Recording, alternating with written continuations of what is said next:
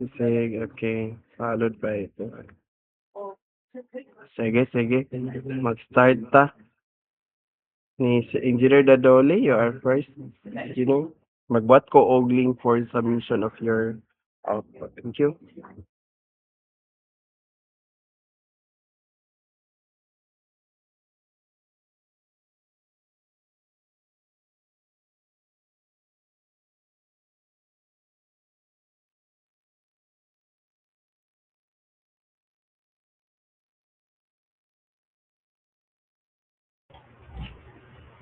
Good evening, everyone. Good evening, sir. So this is my output for the infographics. Topic and it is non-use of safety harness during work at height, particularly sa construction of bridge while doing cutting and driving uh, activities. So scope of work is illustrating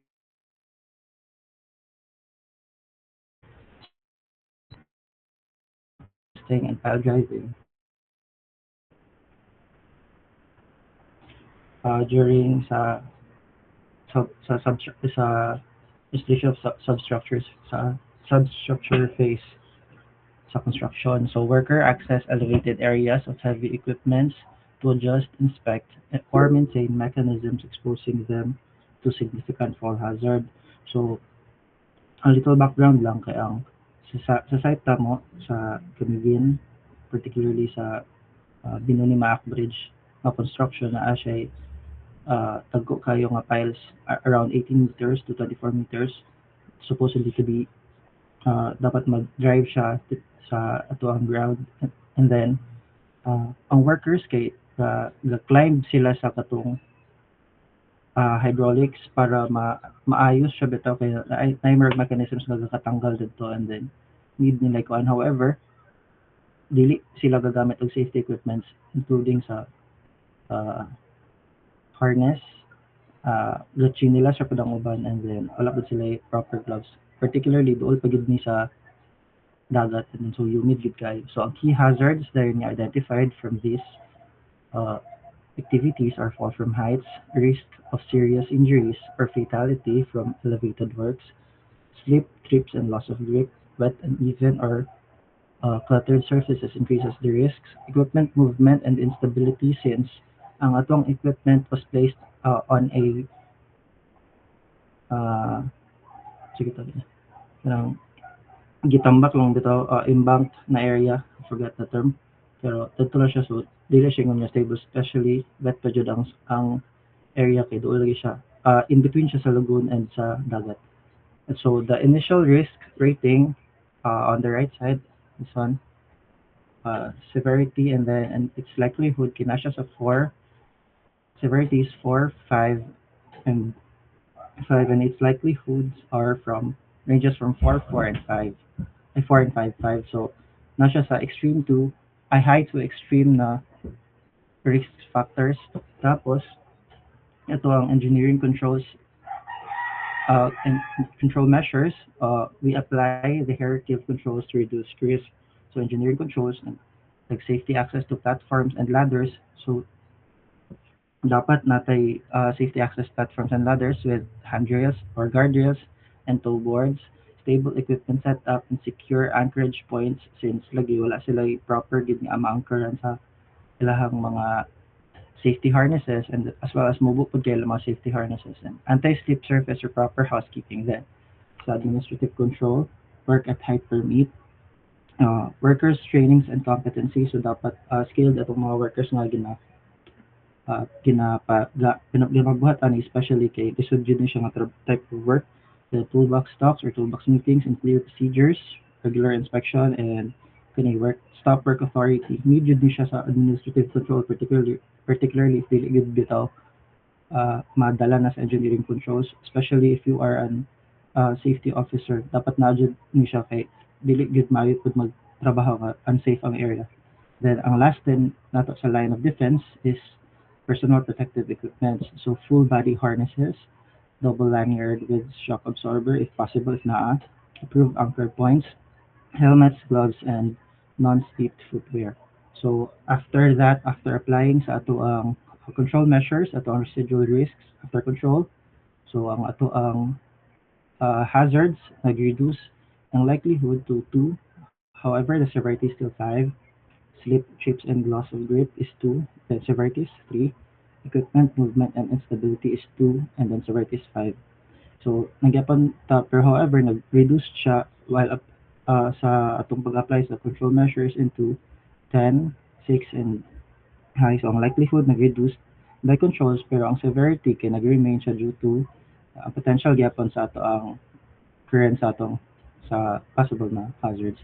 And then atong monitoring and reviews kay routine inspection of access, equipments, and PPE, regular toolbox talks and supervisions, report and investigate all incidents and near misses, tapos review and update risk assessment as site condition changes. Lastly, kining working at height, atong conclusion, working at heights during pile testing, pile driving is high risk but dili siya but not uncontrollable. So nagitay ways to reduce ang ato ang possible na mga hazards through control measures nato with the high controls, strict compliance, and continuous monitoring. We can keep risk at acceptable levels and everyone returns safely. So nadaning last na mga paan. Safety is not a choice but it's a condition. So that's all for my report, sir. Thank you. Okay, so unsa ganito yung last pinakalas nung di kayo maklaro sa akong mata, no? Gikan sa high napadulong na siya sa unsay iyang kuan? Unsay imong sa conclusion nimo pilay rate na bilin? From kwan siya, sir, na lower siya to high and moderate still tungod sa iyang severity. Okay. So What nahimo na lang percent? siyang moderate instead of high. Yes, sir. Sige, that's good. Okay. Thank you. So Thank you, sir. dapat si kuan next ata next Dea, to si Dea ang next or ito may Good na evening, sir. Okay na pa, sir. pinaka si sige na adere si Onabia ang next but is it okay si mo engineer Onabia si Dea ang ako ipa next. Nakahangyo siya kuan. Okay na sir, okay na sir. Pwede na sir. Okay. Sige. Day, you go ahead, Day. Thank you. Kaya na siya yung activity. Thank you kayo, sir, and everyone. Wait, mag-share screen sa ako, sir, ha? Ito ko.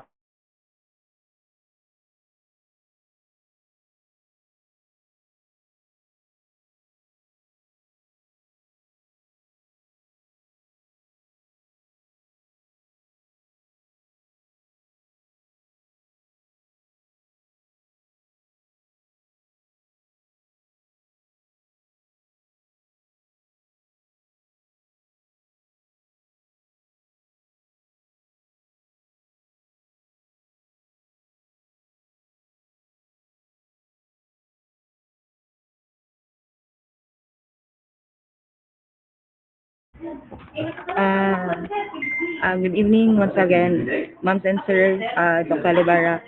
Sir, visible naman sa screen, sir, no? Ang akong screen. Yes, yes, Day, go ahead. Thank you. So for this activity, sir, for, for this activity, sir, this is basically about the risk evaluation assessment and report. So I have identified the struck by objects. So nakagiatas diri nga photos or geotag photos for that specific incident. So this is the risk level matrix. As you can see in the left side, sir, row natay almost certain, likely, moderate, unlikely, and rare. And then on the other hand, for the columns, it's insignificant, minor, significant, major, and severe. So basically, ang kaning risk level matrix is nag-determine siya sa risk level sa ato ang incident, which is in this state, I categorize the struck by objects in terms of its likelihood. Ako siyang narrate as 4, and then for its severity, it's 5. So the product of both kay mag-result to a risk level of 20, which is categorized in this case as extreme. So aside from that, I have with this consideration, sir, nakagi-prepare nga mga control measures. So, based on the control measures, ako siyang gi-organize na na siya'y specific workers, managers, supervisors, company, and then government, and then each specific entity or person, na siya akong gibutang nga designated sir nga kanang kung unsa iyahang pwede unsa what are the control measures that we can use in terms of its primary defense, sa communication and in terms of accountability. So for the workers, it goes around with the usage of PPE, and then for its communication, sir, it's being aware of the danger or the risk, stay clear of the swings, ranges of heavy machinery, and etc. And then for the accountability, personally, the workers should be the one to check as well, no, maniguros pud sila if secured ba gid ang mga materials nga dili ba siya makaharm sa ilahang pag-work.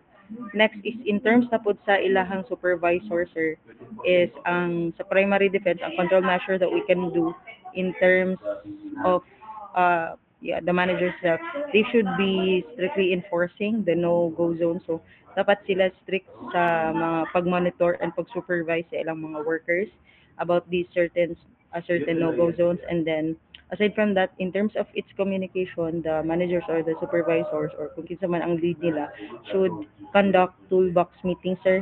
So, we are all aware about toolbox meetings, sir. So, I think good ni siya nga prospect in terms of discussing what are the potential expectations ng mga hazards, risks that the workers will encounter when they do their work before the start of the day.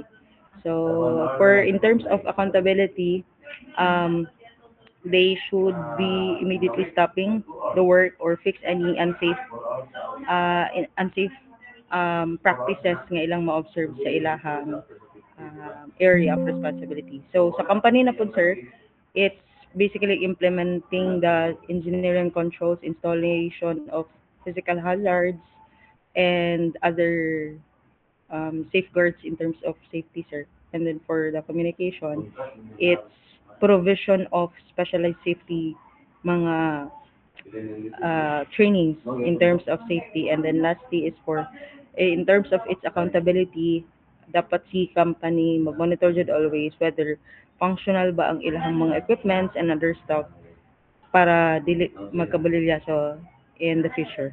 And then for the government, no, since they are considered as the regulatory board.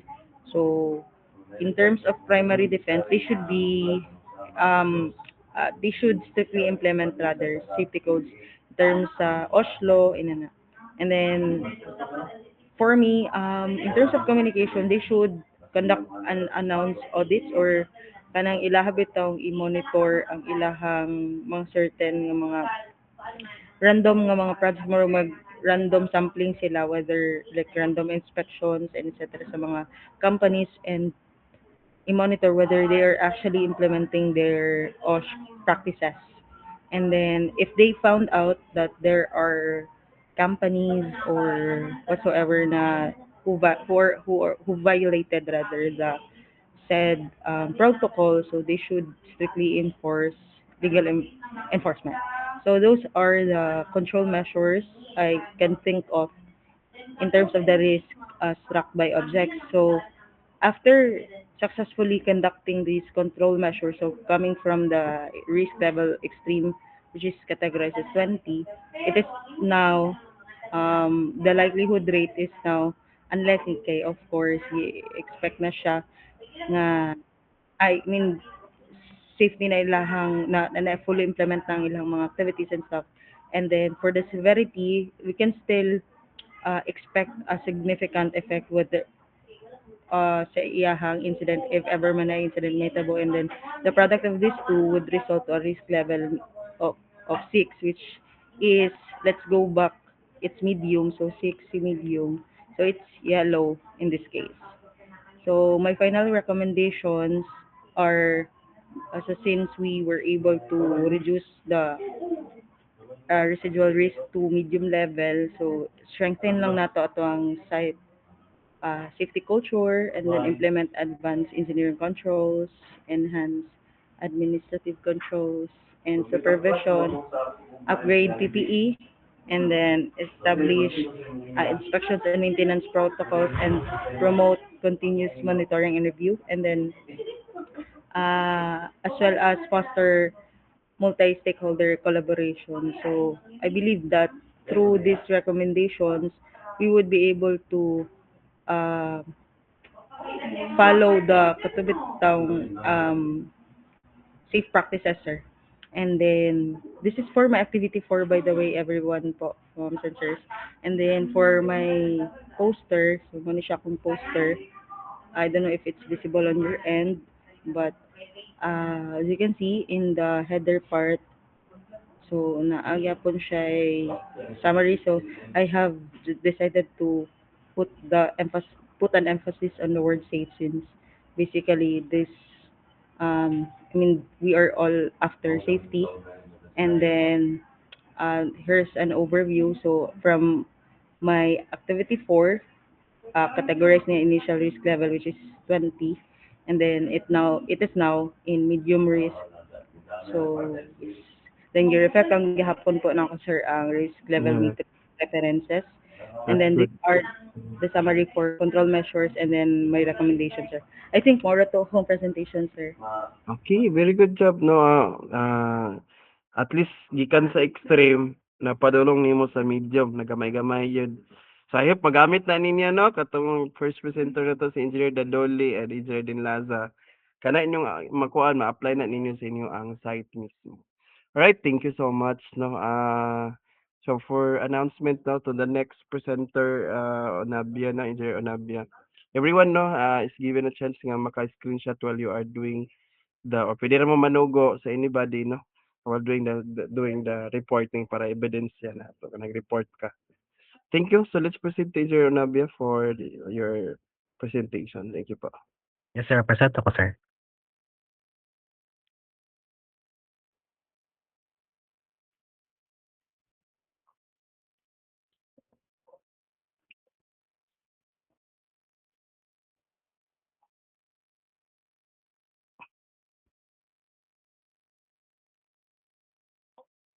So, makita na akong screen ba? So, good evening, everyone. Good evening, sir. So, ako lang siyang i-scroll pa ubos kaya di na ako siya ma-zoom out mong good kay taas na siyang style sa infographics. So, today, I will be discussing the risk evaluation according sa kuang site project dito sa may San Fernando, Quitautao area and San Fernando, Cabanglasan area, which is the construction of bridge and road projects. So, for rationale, bridges and roads are essential for infrastructure development, enabling efficient transportation, supporting economic growth, and improving social connectivity. It also enhances trade, tourism, and regional development by promoting sustainable development and ensuring longer-term resilience. So, ang scope of work ani sa ato ang bridge projects kay includes pile driving, rebar installation, girder placement. Then appeal po sa ato ang road construction, which is the excavation and concreting. So, sa ilahang site, identify na to ang upat ka book hazard, mga major hazard ato, which is first, we have this working at heights, falling objects, heavy equipment operations, and excavation activities, where the likelihood of working at heights is around 4 and the severity is 4, where nga na siya risk, which is 16, which is extreme. For falling objects, it has a likelihood for 5 and a severity rating of 4. For its risk, kay nasa sa 20, which is extreme. So for heavy equipment operations, so ang likelihood niya is 3, where yahada yung severity is 4, then yaring risk level is 12, which is high. And lastly, atong excavation activities, kaya likelihood is 3, severity 4, then yaring risk level is at 12, which is also high. So control measures na apply ani para ma-lessen is road and bridges construction hazards are managed using hierarchy of controls, including ang mga engineering administrative and personal protective equipment. So, including ani for its control measures kay mga PPE kailangan nga i-implement ni sa sinus tumong good usually mga for example kana mga hazard signs like kato akong na example nauna nga katong naatrasan sa backhoe which leads to the fatality of a labor dito. So kana isa sa example nga kailangan ma-implement strictly ng mga control, mga engineering administrative controls dito sa site. So in applying those mga control measures, so ang residual represent ang residual risk wherein ang likelihood sa ato mga na-identify nga major hazards kay na lessen.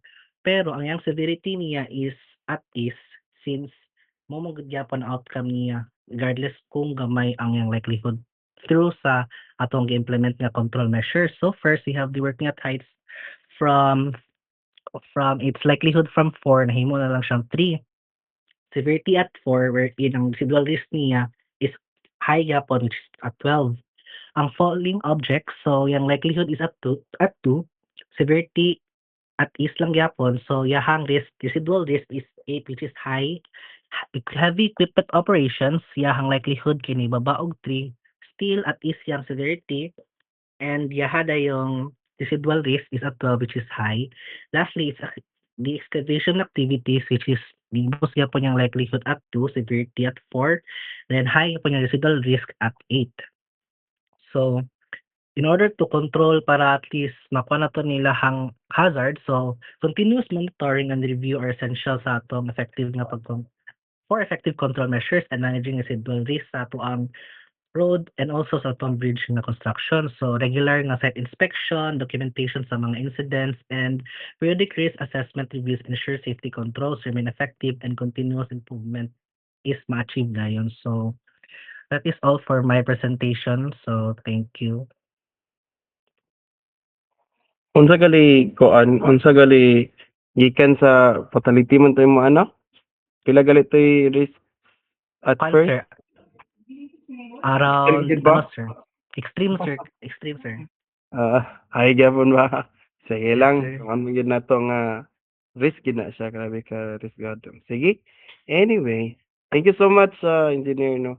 I hope nga magamit na nimo, i-share na nimo sa imong imuhang mga sakop diya sa imong site no. Yes, Yan sir. lang Thank you. very important. Very good. Thank you, sir. Next please.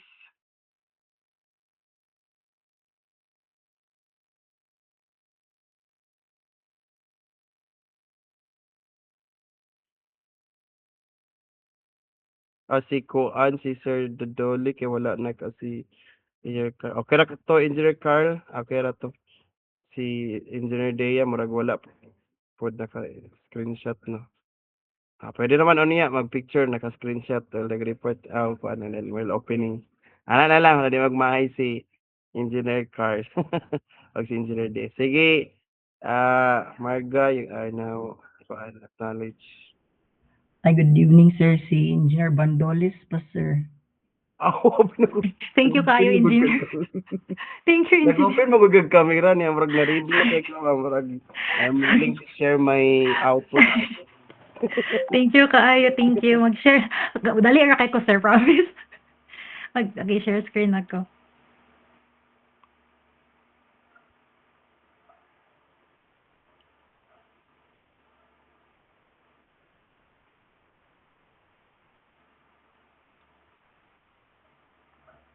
Good evening, everyone. Visible naman ang screen ba?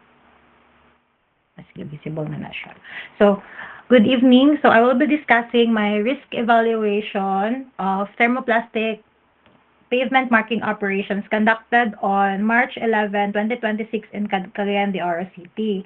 So, for the activity overview, the operation involved thermoplastic pavement marking conducted during both daytime and nighttime conditions. The work took place in an active traffic environment where vehicles, pedestrians, and workers interact simultaneously.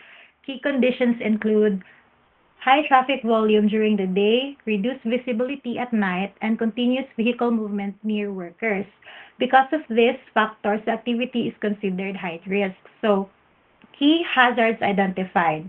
Based on site observations, the hazards were grouped into 3 levels. So, high risk, moderate, high, and supporting risk. So, for high risk hazards kay exposure to live traffic, reduced visibility at night, and poor or inadequate traffic control. These hazards can lead to serious injury or fatality. And for moderate high risk, thermoplastic materials, heat and fumes, and equipment operation. This poses risks such as burns, inhalation, hazards, and mechanical injuries. For supporting risks, heat exposure, pedestrian interaction, and ergonomic strain. While while this kanang pose a lower risk, kanang lower in severity, they still contribute to overall risk accumulation. Kaya ma-accumulate man siya through time. So for the risk assessment and evaluation, I know the classification kay di ba risk score is equals to likelihood times severity. So for extreme kay 16 to 25, high is to 11 to 15, and moderate is 6 to 10, and low is to 1 to 5. So from my assessment kay live traffic exposure kay extreme siya, it scored 25, while night visibility issues kay kanang 20, and traffic control deficiencies ay is 16, which is also kuan extreme. So overall, the operation falls under high to extreme risk level. So for the control measures, to reduce risk, controls were applied based on the hierarchy. So for elimination, perform work during off-peak hours or road closure. For engineering controls, install barrier signage and proper lighting. Establish buffer zones and lane closures. For administrative controls, implement traffic management plan, assign train flagman, and conduct toolbox meeting. And for PPE, reflective vest, helmet, gloves, and safety footwear. These measures aim to reduce risk but not eliminate it completely. So for residual risk, after implementing the controls, traffic exposure remains high. Most risks are reduced to moderate and fire hazard reduced to low. This shows that risk is reduced but not eliminated. And for monitoring and review, to maintain safety, continuous monitoring is required. Daily site inspections, toolbox meeting, night visibility checks, and incident and near-miss reviews. This ensures that safety measures remain effective and updated. In conclusion, road maintenance in active traffic is inherently high risk. Safety depends on strict implementation of control measures, continuous monitoring, strong supervision. So ultimately, safety is equals to planning plus control plus discipline. That would be all. Thank you.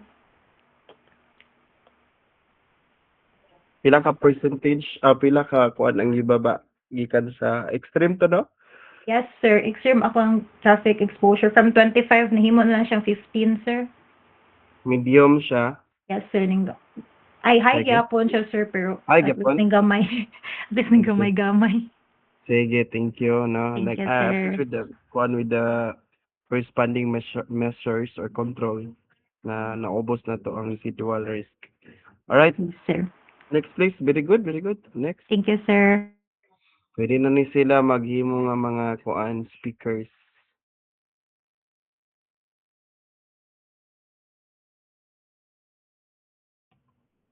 Hello. Good evening, everyone. Sir, ka na madunggan ako, sir? Okay. So, wait lang. So, good evening, everyone. This is my risk assessment report. So, this one will be a detailed risk assessment report on the identified safety hazards within the DPWH Bukidnon 3rd DO, specifically the planning and design section. So, mo niyahang contents. And yes, with this very lengthy nga content niya, ako ano din siyang summarize using this infographic. Okay? So first is natay mga identified hazards. So nag-list ko og top 3 based on my own observation. And yes, I captured it. Diba? So first is natay mga ergonomic hazards due to prolonged sedentary work. So mornings pinakauna nga picture. So second, natay slip and fall hazards due to wet surfaces. And lastly is ang anchored shelvings. So these are the possible outcomes para aning maato ang identified hazards. So para sa number 1, kung nakay prolonged sedentary work, it may cause chronic lower back pain and other musculoskeletal disorders including the stiff necks.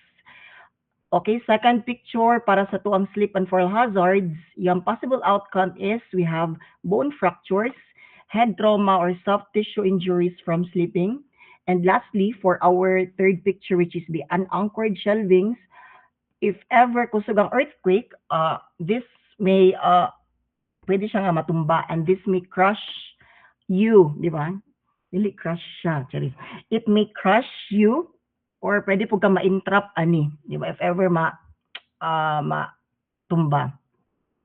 So this is the risk evaluation criteria that I used in this assessment. So we have here the column for your likelihood na. So it ranges from highly unlikely to highly likely, and for the severity mo ni siya, no, insignificant to catastrophic. Okay. And para sa to ang results mo na ni siya ako anong gi-summarize. So para sa imuhang prolonged sedentary life for sedentary work, mo yung mga possible outcomes, no, which is ganina akong giingon, mga possible control measures.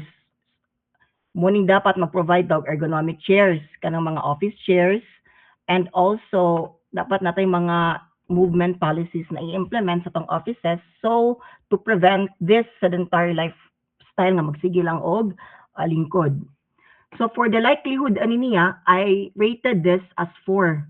So likely nga mahitabo jud ni, okay? Severity is minor lang naman. So kung imo na siyang 8 times, 4 times 2, 8. So kung atong tan-aw din sa tong criteria, yang likelihood is 4. Tapos yang risk score is 8. Ay severity is 2. So ang ila yung ano ani, di ba? Ilahang tagpuan is kaning 8. So makita atong 8 asa man siya, moderate risk. Okay, moderate risk.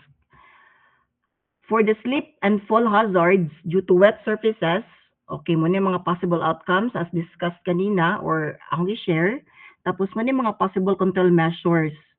So, for this one, pwede ta mag-apply mga anti-slip coatings, absorbent mats with procedural safeguards such as rapid response protocols. Pwede po magbutang tag warning signages and daily safety inspections para sa tuang floor, especially dapit sa stairs nga dali na siya mabasa if ever magulan.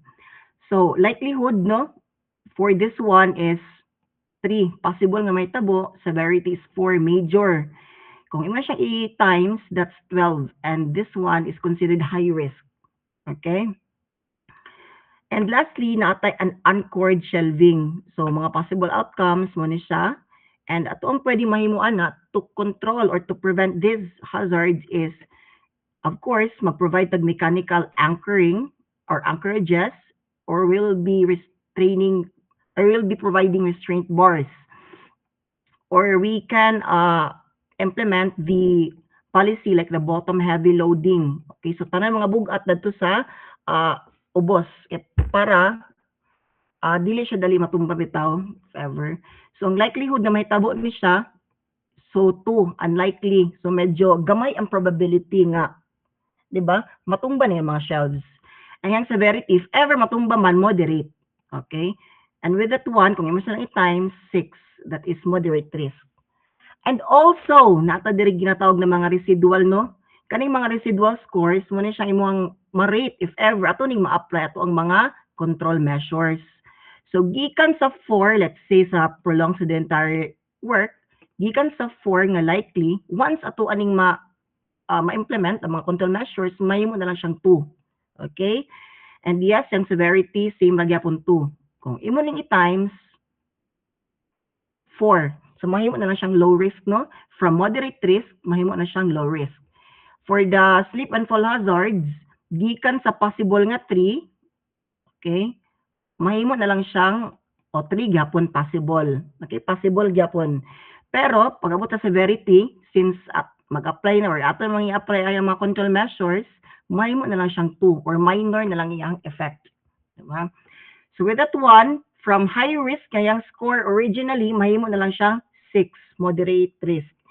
And lastly, para sa itong unanchored shelving, okay, from 2 nga unlikely, mahimo na siyang highly unlikely. Di ba? Kaya naman kay mga mechanical diya na mga anchoring or any procedures nga makapa-stabilize sa tuang shelves. And also isang severity, if ever may tabo, no, like gamay kay nga probability nga may tabo nga matumba, same na gyapon makapatay gyapon siya, di ba? Makapisat, so moderate gyapon yung severity. So kung ato siyang i-times 3 ang yahang resulting number. So from moderate risk, nahimo na lang low risk ang ato ang unanchored shelving na hazard. So recommendations, so to protect the planning and design section of this district engineering office, so this office must immediately address slip and fall hazards using anti-slip coatings and moisture repairs while mechanically anchoring tall shelving to prevent seismic injuries. So management should further institutionalize ergonomic wellness by providing adjustable chairs and enforcing movement breaks to mitigate widespread musculoskeletal strain.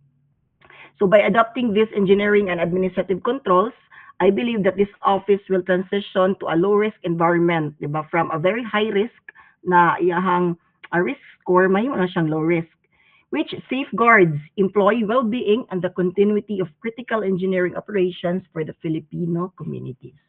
So I think that's all for my presentation. Thank you for listening.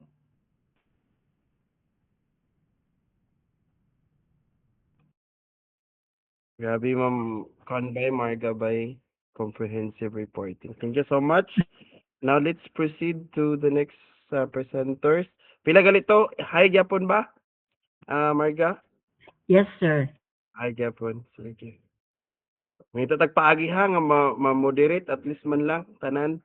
Katong na ay hi. Kung kaya gyud pero kung di bay sura ka nang hi bay makulbaan ta nang hi. Hadlok gyud no. Anyway, sige. Go. Kinsay next please. Ako, sir. Good evening, sir. Wala, wait.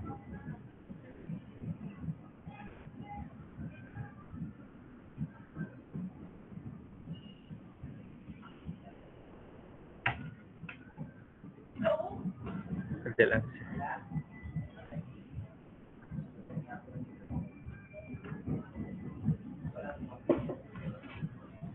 Okay. So, can you see, can you see my screen, everyone? Okay na sir. Okay. This one in close. Okay. So, good evening, everyone. Good evening, sir. So, this is my activity 5, no? So, this is my report for my risk assessment report evaluation on one-story safety hazard and construction firm. So, yes, no? Same with Engineer Bobadilla. So, I have a lot of information here, and I have a lot of infographics now presented here. But to summarize my report evaluation, so here is my poster. No? So this is the risk assessment report, no, by yours truly. So background of this construction project, no, this is a medical school located near beside our building, no. So this is our building mismo, and this is the site of the school. So my main hazard is the air quality or the respiratory hazard. So the visible smoke or dust from construction equipment, since the pile driving in, possesses a respiratory hazard to workers and people within the school premises. So inhalation of these particles can cause irritation, breathing difficulties, and potentially long-term health issues such as asthma. So I have three possible outcomes, no, hazards coming from the air quality and respiratory hazards. So first is the increased incidence of coughing, sneezing, and throat irritation among students and staff. So for its risk level, no, it is high because its likelihood is 4 and severity is 3. So it is evident, no, during sa pile driving, so damo gidubuhon, damo sipon, damo magsakit ang tilaok. So I think this is true, no, this is true on rating. So for the control measure on the first possible outcome, so I follow the hierarchy of assessment, no? So, but natuna ko sa pinaka sa three last, no? The engineering, the administrative, and the PPE. So, of course, the smoke suppression, water spraying, and using barriers. And for the administrative, we have the scheduling, restricted access, monitoring.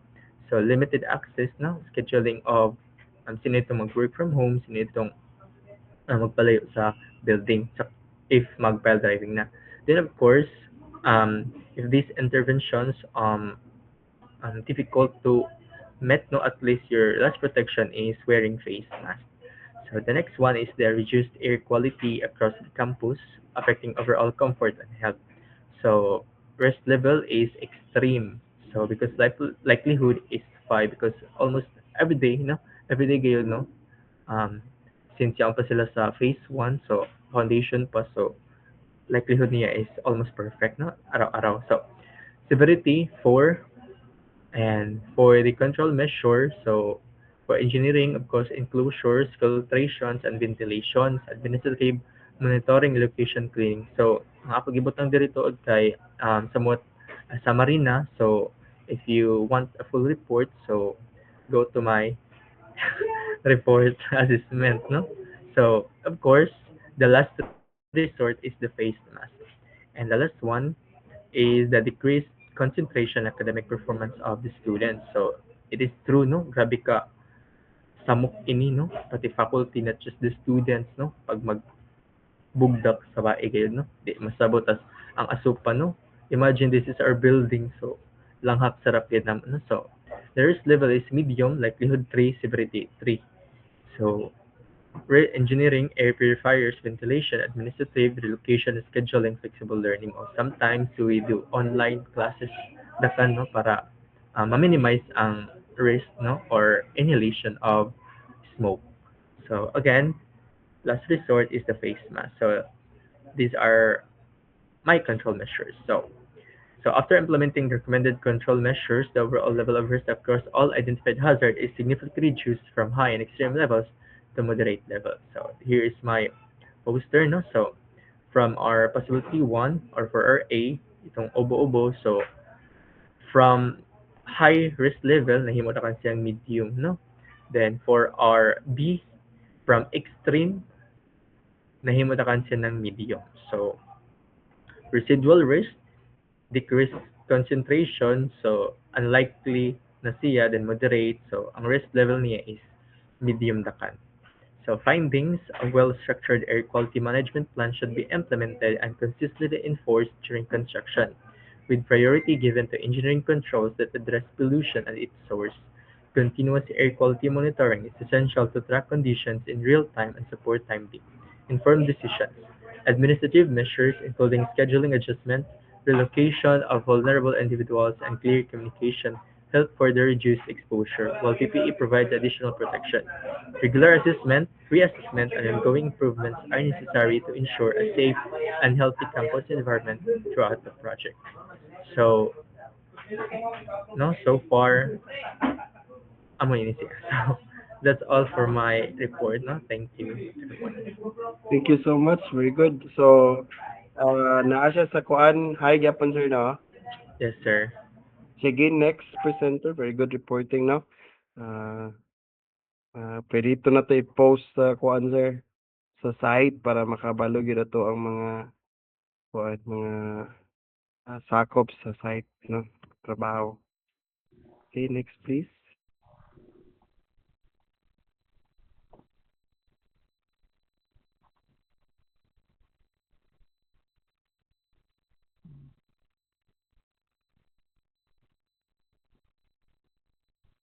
So, good evening, everyone. So, I will be presenting to you my risk assessment report on one safety hazard in construction industry. So, as for my report, gusto ko no pareha sa uban nga dagan kay ma-identify na hazard nga na. Pero as for my situation is like constricted tayo ang akong area since sa office ra ko jud always, and makagawas ako sa sulod sa office pag time out na or pag time in. So, as for my report, nag-focus na lang ko sa hazard na prolonged sitting behavior of office employees. So, as for the description, employees remain seated for long periods, often in poor posture, leading to physical strain and reduced circulation.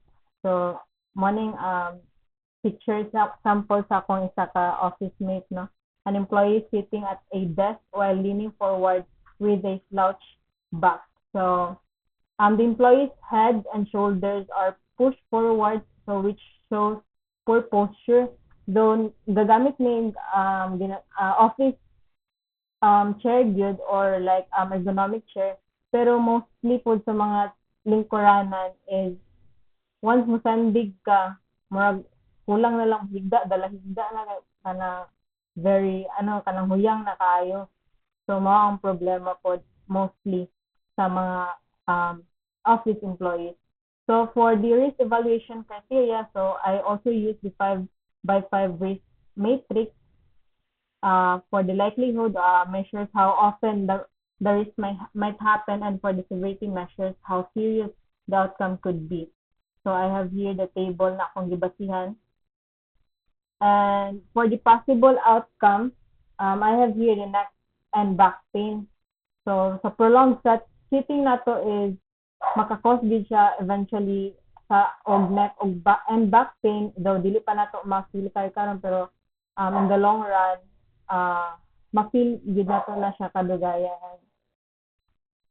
And for the assessment, though a lot of workers in construction industry are assigned in field, there are also employees who are less in the office, even engineers, to do paperwork. So the risk of neck and back pain for office employees can worsen and affect productivity and overall health. So dili lang day ang health sa employees ang maapektuhan sa poor posture, no, but as well as productivity sa each employee.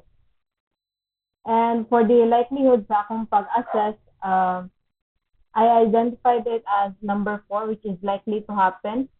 The likelihood of neck and back pain due to prolonged sitting is often evident for office workers who sit for long hours each day. And for the severity of impact is moderate impact, number 3.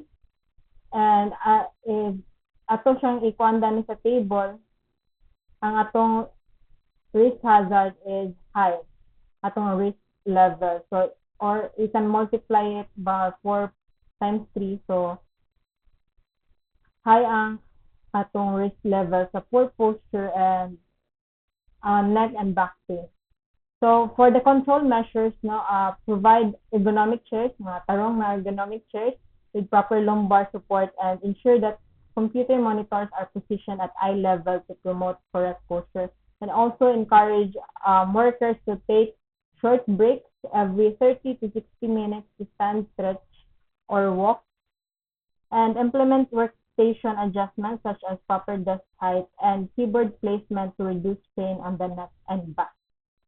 So as for the residual risk, is i-reassess na to ang atong likelihood and severity after applying the proposed control measures na ergonomic setup, regular breaks, and posture training. Ang atong likelihood na lang dayon is from before, which is likely, we can reduce it to unlikely, if ang control measures na to is strictly followed.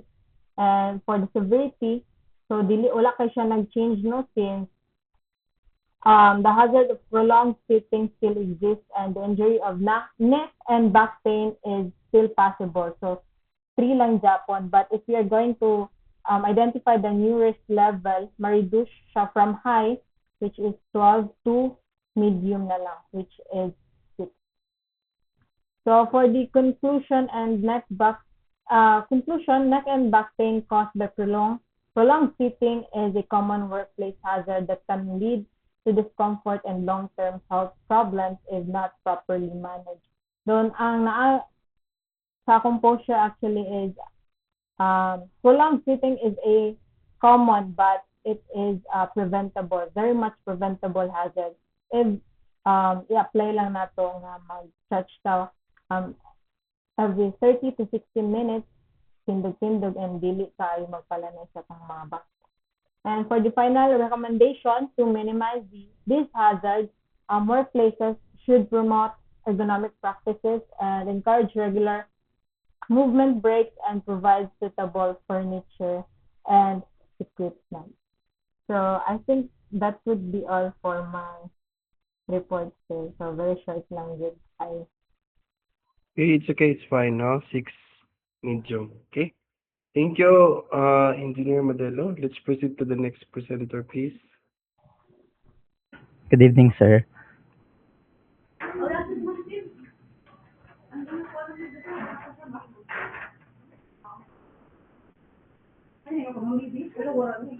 See?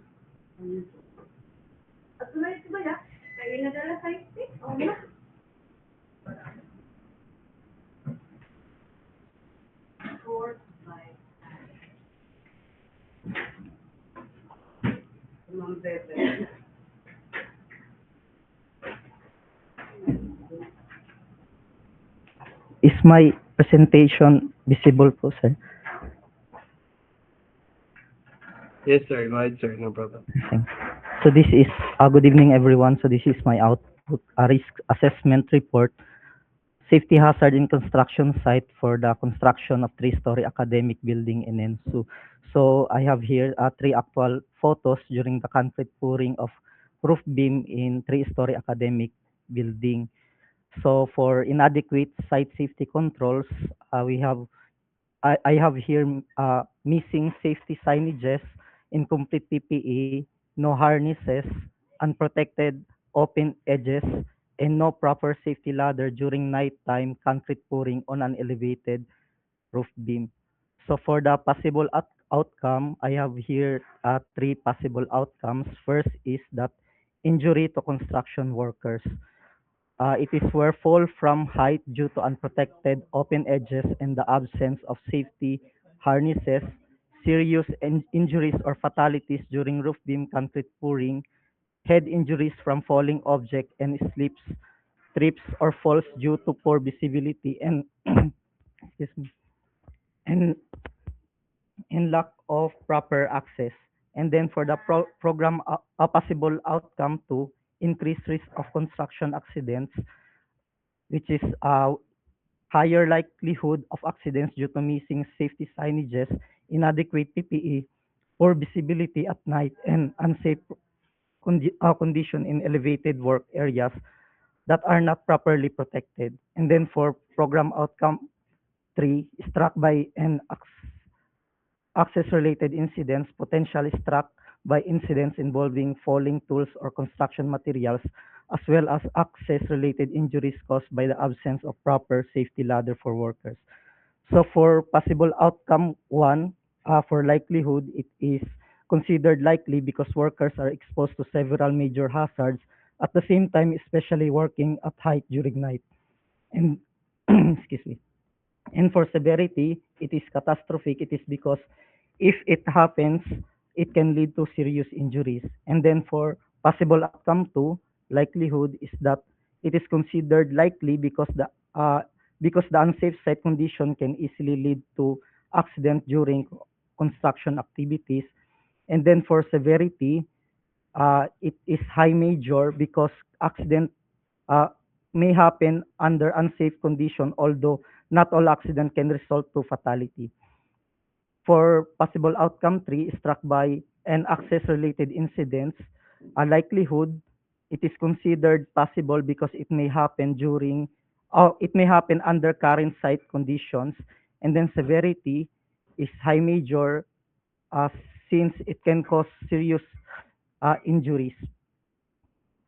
For risk level, provided with the formula likelihood times severity for possible outcome 1, extreme, possible outcome 2 is very high, possible outcome 3 is high.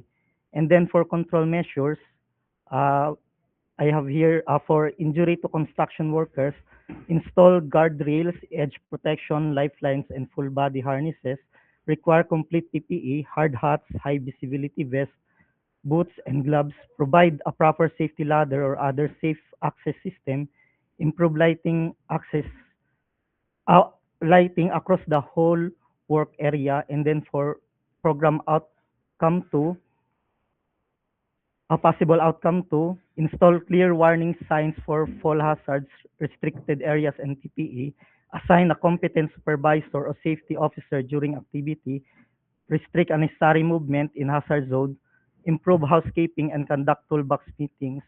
And then for possible outcome three, struck by and access-related incidents, prevent workers from standing below active pouring areas, secure tools, materials, and equipment to prevent falling objects, establish exclusion zone below elevated work, strictly enforce hard hat use for all personnel. For residual risk, for possible outcome one, likelihood reduced to possible three, since and then severity remains catastrophic to 5, still catastrophic since fall from height can still result in fatal or life-changing injuries even with control in place. So from extreme, it is reduced to very high.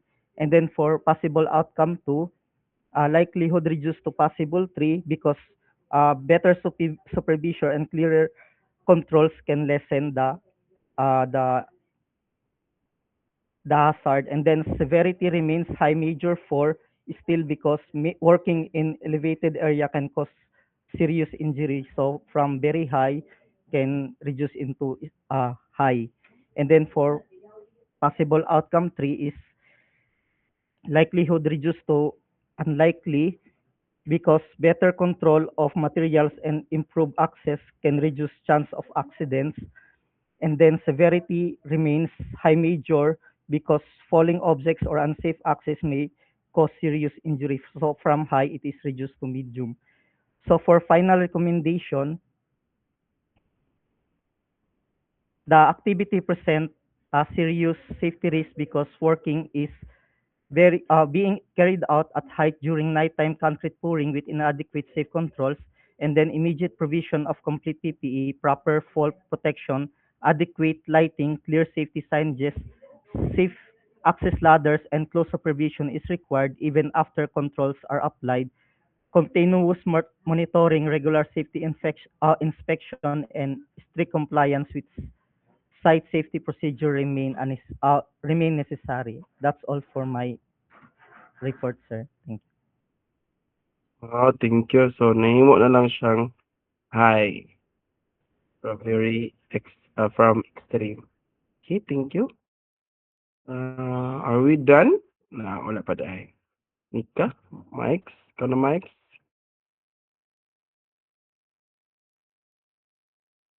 Okay, next.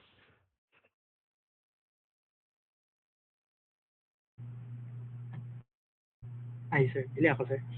Ay, ikaw na dahil. Ano mo cut dahil. Sige, engineer, ikaw. Then next.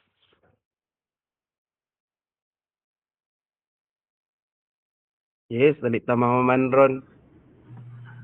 Good evening, everyone. Good evening, sir. So, ang i-discuss ron kaya risk evaluation, specifically on road excavation works, such as struck by and traffic hazards, so during night operations.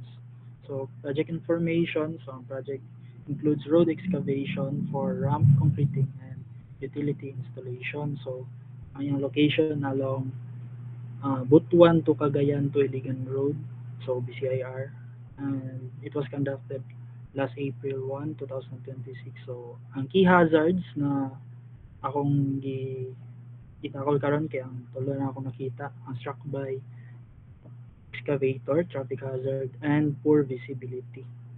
So, as you can see in the site, actual site condition, so it can be observed that workers are positioned dangerously close to the operating radius of the excavator. So, makita man ninyo na na-expose sila sa potential struck by incidents from kuan nga swing of arm or kanang ginatawag na to na bucket. So, also the excavation activities are also being conducted adjacent to active traffic lanes, which significantly increases the risk of workers being struck by passing vehicles. So, naman siya daplin sa dalan nagtrabaho. And lastly, the work is performed under nighttime. So, the conditions with limited lang ang atong lighting, which reduce the visibility for both equipment operators and workers. So, dali din sa risk assessment summary. So, the identified hazards were evaluated using the risk matrix na katong gi-provide. So, considering both likelihood and severity, the results indicates that all three major hazards such as excavator, construct by excavator, the traffic and the visibility falls under high to or falls under extreme risk category. So kaning tulo, makita mo ninyo ah, na extreme gid sila kaysa likelihood 4 sila tanan and sa severity is 4. So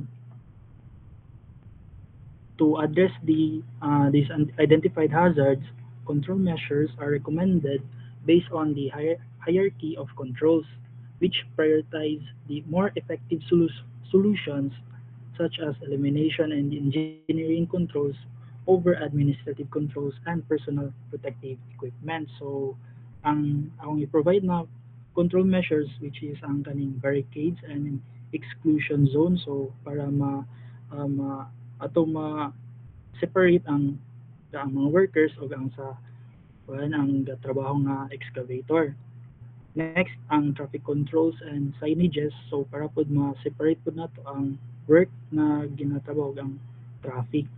And also ma-observe man nato sa taas nga minimal ra gyud ang atong lighting. So, mag-provide og mga floodlights or additional floodlights para mag ma-reduce ang atong risk. So, lastly, ang PPE. So, kailangan po na to ang workers must be provided with appropriate PPE. So, such as hard hats kay I observed na some ano na mga workers wala gi hard hats tapos kuan to dayon kanang mga high visibility vest o mga safety na mga footwears. So, after the implementation of the recommended control measures, so the likelihood of occurrence for all identified hazards is expected to decrease. So, uh, pero ang atong severity magpabilin ra gyapon siya. So as a result, residual risk for struck by and traffic hazard makita ninyo ay ang risk level na is 8 which is niubos gyud siya from 16. So iyang rating karon is high gyapon ay high na lang siya instead of extreme, and sa tong visibility mas dako gyud yang pag-ubos since ma-provide naman siya og proper na mga lighting equipment. So ang yung risk level na lang is 6 and yung risk rating kay moderate na lang dahil siya. So to ensure the effectiveness of the implemented control measures, so regular monitoring and review process must be conducted such as daily inspections, weekly audits, toolbox toolbox meetings. So daily gyud dapat atong toolbox meetings para ma-guide ang mga workers na mag-follow sa ilang mga silang PPE or silang mga designated na mga assignment. And incident reporting. So kani siya kanang need yun siya ng incident reporting para sa mga any na incidents na may tabo or bisan pa og mga near miss na mga incident. So ma-investigate yun dapat siya para mabuhatan og or ma-update na to atong risk assessment. So to conclude, so working under extreme risk work area, so dapat yun strict safety controls and monitoring is required. So that's all for my presentation. Thank you.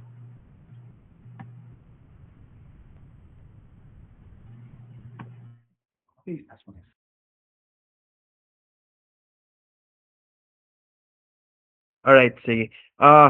From extreme to moderate or high na day, high to moderate. Sige, very good. Thank you, engineer. Okay, let's proceed to our next presenter, please.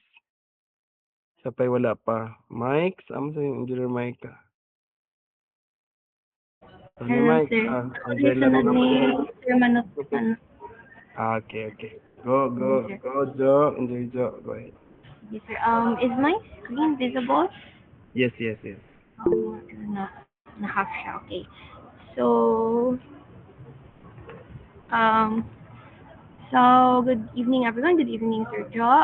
So my presentation is about a construction. Ang location aning construction is dito sa Bulwa. And so upon looking here in the photos, no, we can see nga naadyo mga inadequacies sa ato ang site. So kaning ato ang mga personals here, like we can observe wala sila nag-wear og hard hat, wala na sila nag-wear og safety shoes, gloves or anything, wala, aside lang sa katong reflectorized nga murag top nila. And so lacking ang ilahang PPE, and then we could also see nga wala siya any shoring, especially when kaning part ay kaning construction murag na siya gina-build na foundation, and then walay makita na shoring man lang sa site to protect the workers inside the site. And then you could also see here, di ba mo man ni ang ato ang mo ni ang site mismo, dili sila nag-excavate, ila lang gitambak ang ilahang yuta here, and walay guardrails or anything to prevent any to prevent the personals from falling into the pit. So muna ang mga hazards nga na-identify nako in this construction. So the possible outcomes from these hazards is number one, cave-in or excavation collapse. So possible because due to the lacking supports sa surrounding area, possible na ma-collapse ang ato ang yuta. And then another outcome here is injury sa mga workers, especially when they're not wearing their PPEs. And then for possible outcomes three, falls from unprotected excavation edges. So since unprotected man ang vicinity sa site, there is a possibility that people or workers can fall from the edge. So my risk evaluation based on the criteria ratings, I have here for the possible outcome one, the likelihood rating is likely, but ang iyahang effect or severity is catastrophic. Why catastrophic? Because it could lead to loss of life, because if matambunan og yuta, minutes lang baya ang murag lifeline ana. So very important jud unta dapat nga naay proper shoring. And then the likelihood rating sa possible outcome 2 is likely, but iyang severity rating is high major, or it's because more prone man gud sila sa kanang mapakog, or if naay especially kani naay ga-work sa taas, so naay mahulog, possible na mauntog sila. And then for the possible outcome 3 is iyang likelihood is likely, but iyang severity same gihapon high major.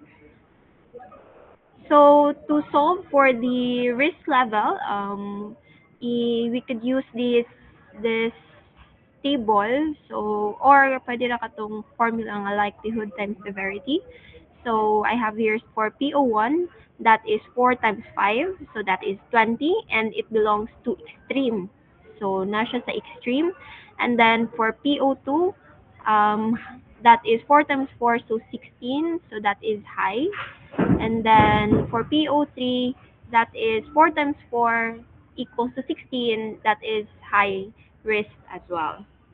So for the control measures, for PO1, PO2, and PO3, so to prevent cave-ins or excavation collapse, we need to install engineering shoring. So dili lang basta-basta nga nagbutang ng tag shoring dira, nagbutang tawag shoring, but dili dito siya enough to support the loads sa the lateral loads sa soil. then using appropriate sloping, also conducting daily inspections by competent persons. Then for PO2, ang ato ang control measures for that one is ensure that the worker is using their PPE. So dapat mandatory ang enforcement sa ato ang PPE and strict atong compliance and monitoring sa ato ang workers. Also, the workers should be trained regular ilang training about safety, and every morning before mag-start ang work, during the toolbox meeting is remind sila again about the safety measures that is needed to be done sa construction.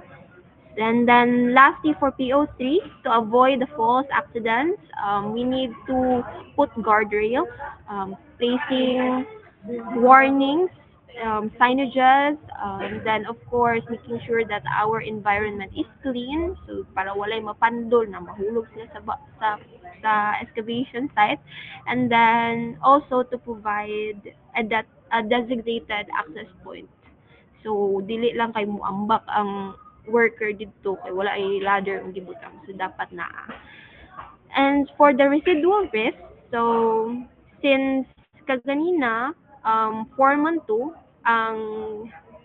ang possible or likelihood na mahitabo ang cave-in, so mahimo na lang siyang unlikely.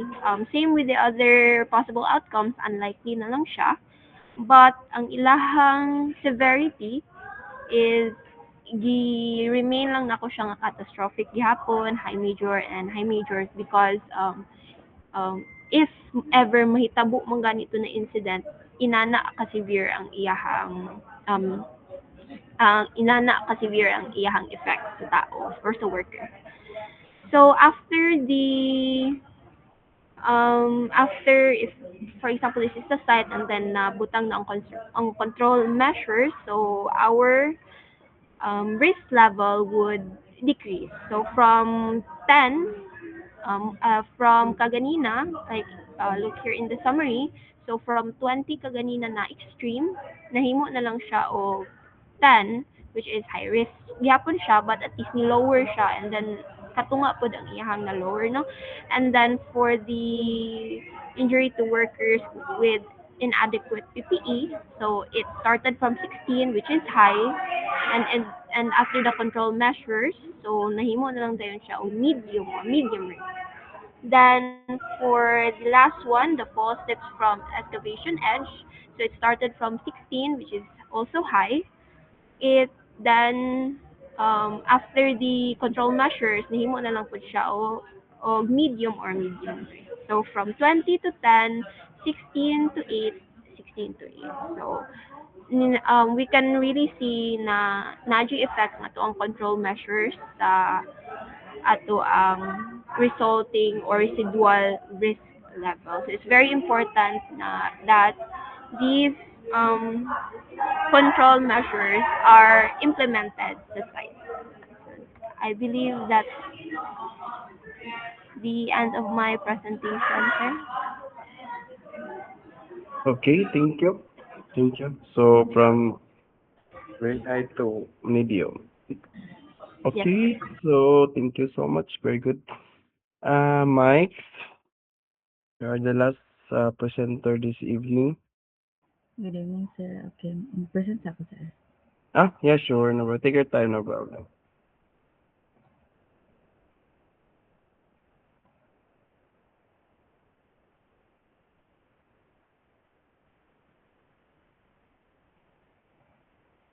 Okay. Mm.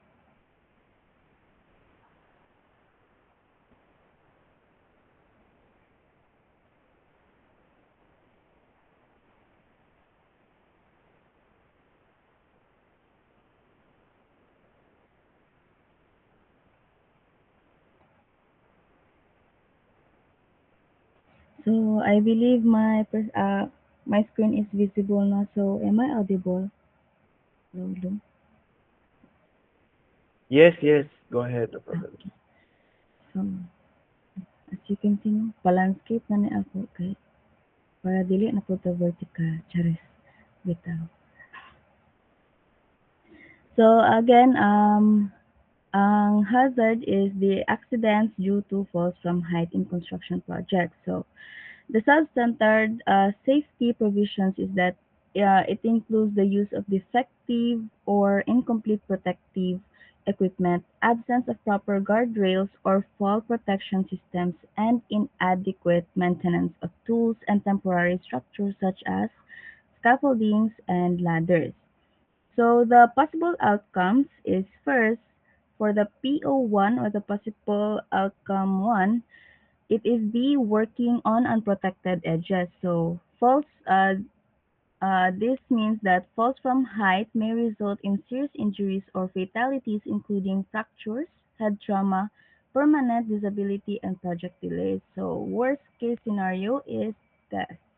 So for PO2, the unsafe scaffolding. So scaffolding collapse can cause multiple injuries, worker falls, struck by incidents, structural damage, and possible fatalities. And for the PO3 is the adverse weather conditions, such as strong winds, rain, and poor visibility, which can lead to falls, sleep, impaired judgment, and increased risk of multiple accidents.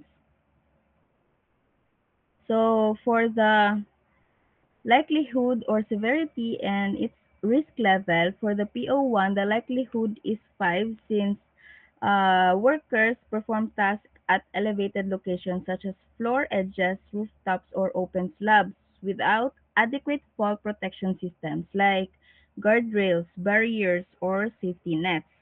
So the absence of these protective measures exposes workers directly to fall risks, especially when balance is lost due to movement, distraction, or unstable footing. That's why the likelihood is 5 and its severity is also 5, where its risk level is 20. So ang risk level no is 1 to 5 is low, 6 to 10 is moderate, 11 to 15 is high, and 16 to 20 is very high. As for the PO2, the likelihood is 4, which so kaning PO2 unsafe scaffoldings includes loose connections, missing components, overloading, or lack of proper support and bracing. Such conditions can compromise, which is the stability of the structure, increasing the risk of collapse or worker falls while performing tasks at height. So the severity is 5 and its risk level is 15. Though kuan siya no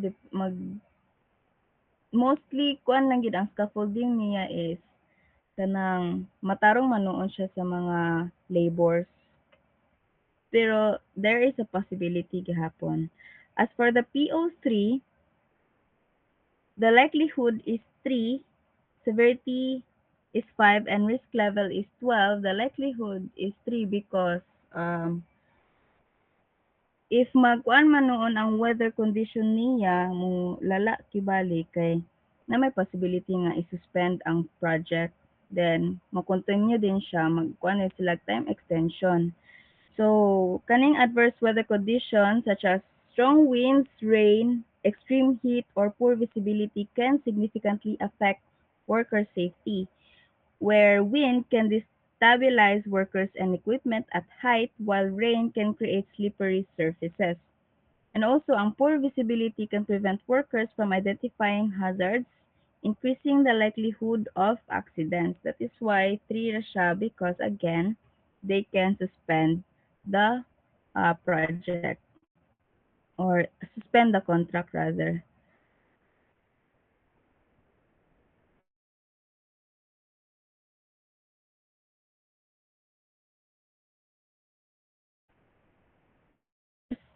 Sa PO1 to now it is measured is associated with unprotected edges, so it is essential to install proper edge protection systems such as guardrails, toe boards, or safety barriers along all open sides of elevated work areas.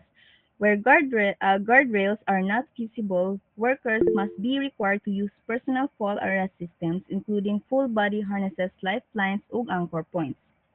And of course, regular inspections sa kaning mga protective systems should be conducted to ensure their integrity and effectiveness.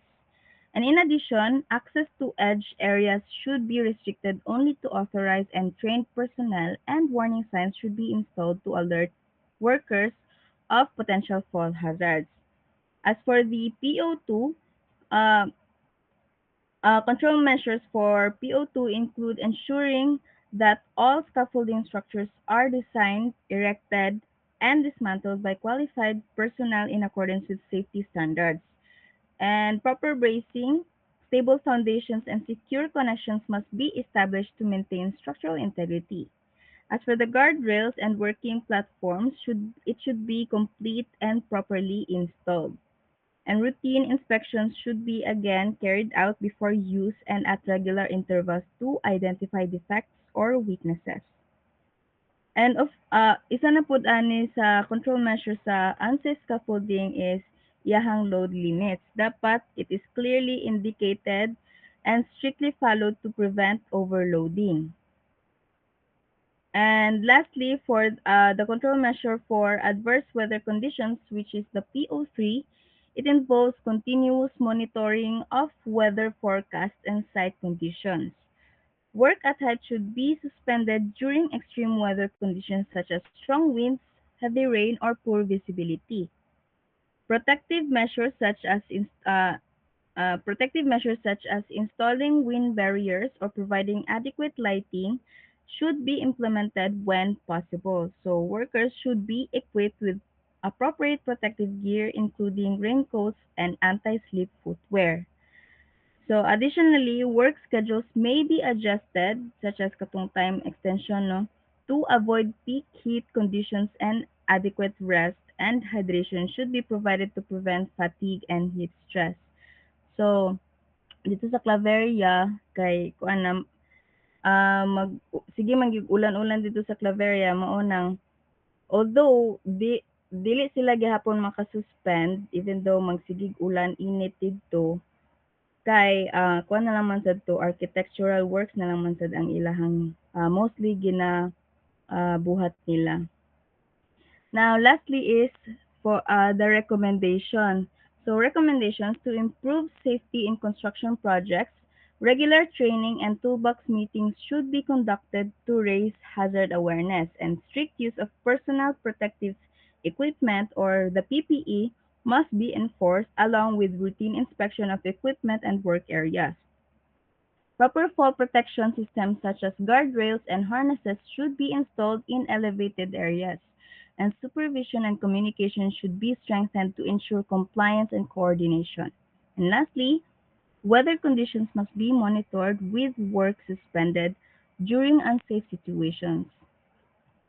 That would be all for my report. Thank you. Okay, thank you. So from very high note to medium. Yes, sir. Moderated. Sige, very good. Alright. So don't forget to submit your outputs, no? Sa ato ang link, and then kato si aman to si Dadole. You wanted to kuan Engineer Dadole to have your screenshot. Yeah. Sige. And sunod din si Dea to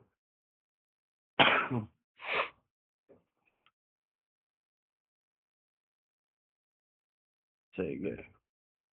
Screenshot lang na yun.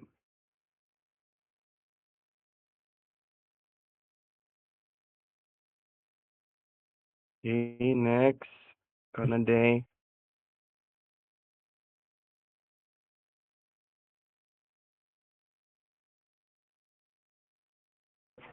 Good evening, sir. Sir, si Dayan, sir, kanang mag-send ra ko sa screenshot later, sir, sa GC, sir.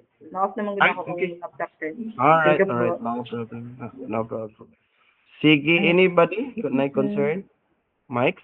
Would it be alright to kanang share screen again para maka-screenshot sa... Wala ka. Sige, go ahead. Engineer Lamberte. No problem. Sige, thank you.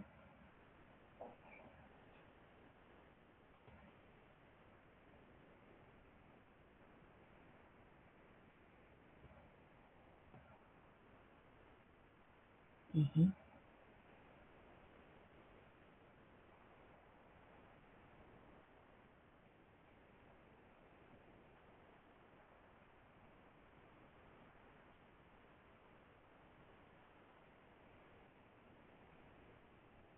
Okay na sir, thank you. Thank you so much. Alright, sige. So, na yung mga ko ano, dili pa makapasa no kay na yung mga sa under circumstance. So next meeting mag-present sila. And then I would like to say thank you for your presentation no. Dagan kayo kuan, dagan kayo detailed, comprehensive and very good reporting no in general. What I like most is that you have shown the visuality nga pwede ma-enhance no and it could be a good avenue sa to nga para mas maka-help pag ta og comprehend no especially katong mga tao na to na nga naa sa site. So next meeting, so siguro I will be discussing on the part of our uh, chapter 1 which is about the background of the study now in relation to our concept concept output. So I will be discussing on the chapter 1, then followed by the discussion of RA 11058 to add the basis on your sama na, on your choosing problem so that dili siya malayo sa tuang perspective para makarelate yapon ta sa mga problematic, what are those punishment, what are those basis of implementation, aron na ata siya naay balaod no aron dili kayo ta malayo sa unsay needed. Anyways, thank you everyone. It's a good night and good evening. God bless. Bye-bye. Thank you, sir. Thank you, sir.